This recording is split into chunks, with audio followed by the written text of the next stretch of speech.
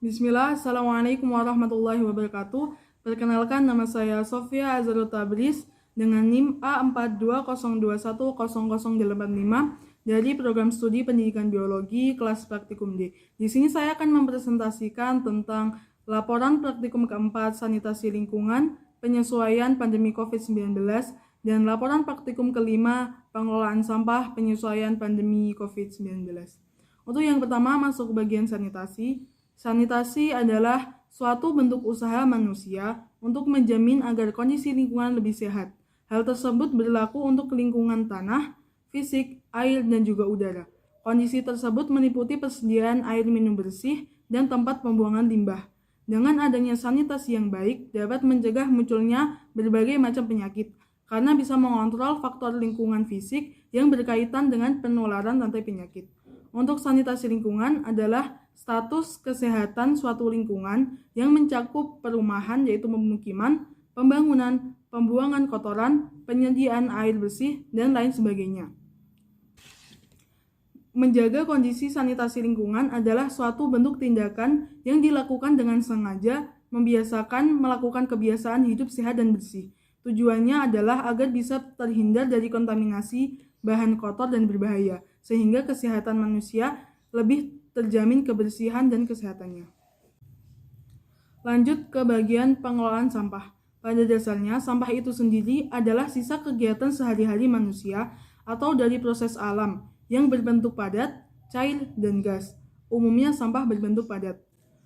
Dampak penumpukan sampah itu sendiri adalah yang pertama, vektor penyakit seperti lalat, nyamuk, tikus, dan lain sebagainya. Yang kedua, habitat dari berbagai jenis penyakit. Dan yang ketiga adalah sumber pencemar bagi tanah, air, dan udara. Untuk pengelolaan sampah itu sendiri adalah pengumpulan, pengangkutan, pengolahan, mendaur ulang dari material sampah tersebut. Untuk meminimalisir permasalahan sampah, maka harus ada pengolahan sampah sejak dari sumbernya. Pengolahan sampah merupakan kegiatan yang sistematis, menyeluruh, dan berkesinambungan yang meliputi pengurangan dan penanganan sampah. Untuk hasil praktikum sanitasi lingkungan dapat kita simpulkan sebagai berikut. Yang pertama, warga sudah terbiasa mematuhi protokol pemerintah dengan memakai masker saat berpergian dan mencuci tangan setelah berpergian. Yang kedua, warga menggunakan PDAM sebagai sumber air untuk kegiatan sehari-hari dengan tingkat pencemaran yang rendah. Yang ketiga, warga menggunakan toilet pribadi jenis plengsengan dengan kondisi layak pakai. Dan yang keempat, warga terbiasa mencuci tangan setelah MCK. Selanjutnya, untuk hasil praktikum pengolahan sampah dapat kita simpulkan sebagai berikut. Yang pertama, warga terbiasa membersihkan sampah setiap hari dan memiliki jadwal untuk memusnahkan sampah secara berkala.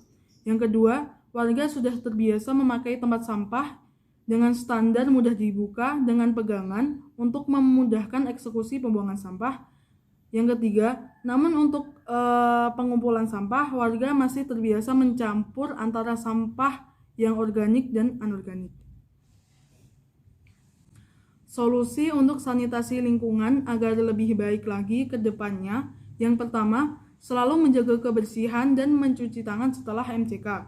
Yang kedua, mengelola dan memastikan air kebutuhan minum dan makan rumah tangga selalu higienis. Yang ketiga, memastikan saluran air lancar dan tidak tercemar. Yang keempat, memastikan kelancaran saluran pembuangan limbah air. Untuk solusi pengolahan sampah agar lebih baik lagi ke depannya, yaitu yang pertama, mengolah sampah rumah tangga dengan melakukan 3R, yaitu reduce, mengurangi sampah, reuse, daur ulang, dan recycle, pemanfaatan ulang. Yang kedua, memisahkan sampah sesuai jenis agar memudahkan pemusnahan sampah. Dan yang terakhir, memperhatikan lokasi tempat sampah agar tidak mencemari lingkungan lain. Sekian presentasi dari saya, kurang lebihnya mohon maaf. Wassalamualaikum warahmatullahi wabarakatuh.